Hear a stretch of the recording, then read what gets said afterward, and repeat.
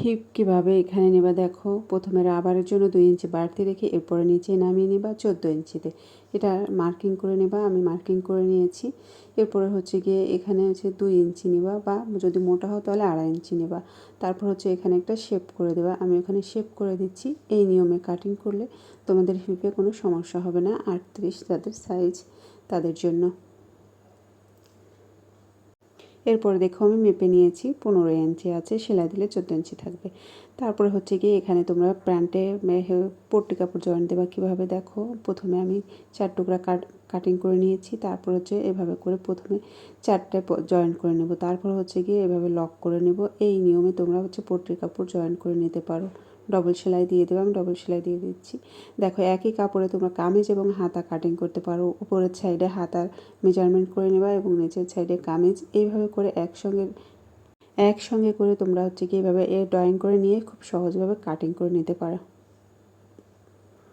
এই দেখো এটা কি করবা, এটা আসলে কি যারা সেলাই করো তাদের খুবই প্রয়োজন, প্রত্যেকের কাছে এটা থাকা উচিত। তো প্রথমে আমি একটা কাগজ কেটে নিয়েছি, দেখো তেরছা করে কাটিং করেছি কিন্তু দেখছো।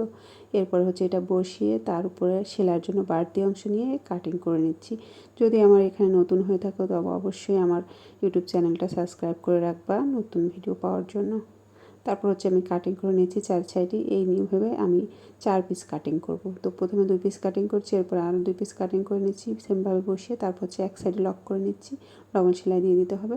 তো দুটোই আমি এক পাশ করে প্রথমে জয়েন করে নিচ্ছি। জয়েন করা হয়ে গেছে। এরপরে দেখো সদর পাশ রেখে উল্টা পাশ দিয়ে একটু ফাঁকা রেখে তারপর হচ্ছে লক করব, 4 সাইড লক করে দেবো।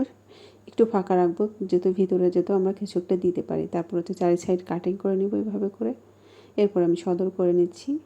দেখো এভাবে ফেলানো অনেক কাপড় থাকে, টুকরা কাপড় থাকে, তো সেই কাপড়গুলো তোমরা কাটিং করে ছোটো ছোটো করে রাখবা। তারপর হচ্ছে এর ভিতরে ভরে নেবা।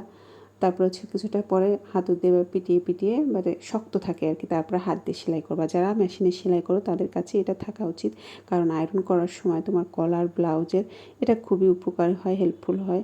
এটা খুবই হেল্পফুল হয় ব্লাউজ, কলার, তারপরে হাতা যে সাইডে শক্ত থাকে তোমার কাছে বসে মেশিনের উপরে বসে এটার উপর দিয়ে আয়রন করে নেবা। দেখো এরপর আবার তোমরা কীভাবে ভাঁজ করবা। দেখো 1 ইঞ্চের আবার এটা কিন্তু নষ্ট হয়ে গেছে, বলে গেছে। দেখো তোমরা বেশি দিন ব্যবহার করতে পারবে, নষ্ট হয়ে যাবে।